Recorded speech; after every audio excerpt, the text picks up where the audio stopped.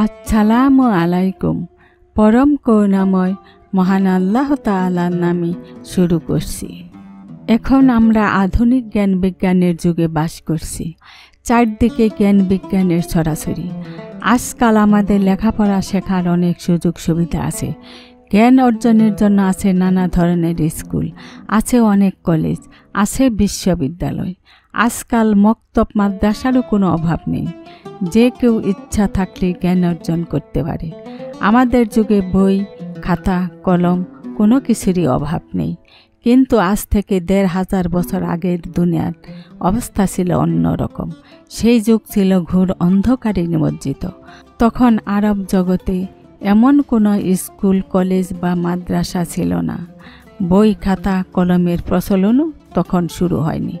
তাই লেখাপড়া করা ছিল বেশ কষ্টকর। জ্ঞান অর্জন করতে হলে তখন শুধু ইচ্ছাশক্তি থাকলেই হতো না। তার জন্য দরকার হতো চেষ্টা, সাধনা ও অধ্যবসায়। হযরত আবু বকর রাদিয়াল্লাহু আনহু ছিলেন ধনীর দুলাল। তার বাবা ছিলেন বড় মাপের একজন ব্যবসায়ী। তাই তারা ছিলেন অঢেল ধন সম্পদের মালিক। সমাজেও তাদের ছিল বেশ প্রভাব প্রতিপত্তি। বড়লোক হলে কি হবে? পরিবারের এসব ধন দৌলতের প্রতি আবু বকর রাদিয়াল্লাহু আনহুর তেমন কোনো আগ্রহ ছিল না। এসব নিয়ে তিনি মোটেও ভাবতেন না। হযরত আবু বকর রাদিয়াল্লাহু আনহু এর স্বভাব চরিত্র ছিল সমাজের আর সবার চেয়ে আলাদা। ছোটবেলা থেকেই তিনি ছিলেন অন্যরকম মানুষ। তার মধ্যে ছিল প্রচণ্ড অধ্যবসায়ী মনোভাব। লেখাপড়া শেখার জন্য তিনি প্রবল আগ্রহী ছিলেন। এই আগ্রহের কারণে তার পক্ষে প্রচুর জ্ঞান অর্জন করা সম্ভব হয়েছিল।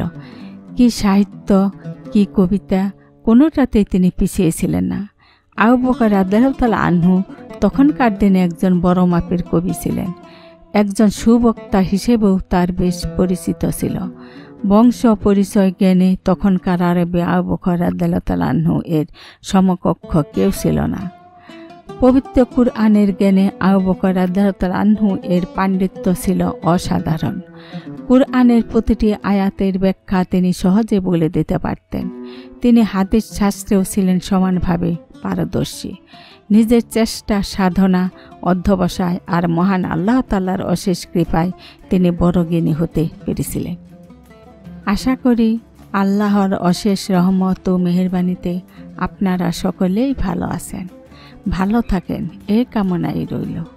আর সেই সাথে আপনাদেরকে বলছি, প্রতিদিন নতুন নতুন ইসলামিক ভিডিও পেতে এবং ইসলামিক জ্ঞানের চির নতুনত্বকে উপলব্ধি করতে অবশ্যই সাবস্ক্রাইব করবেন। আসসালামু আলাইকুম।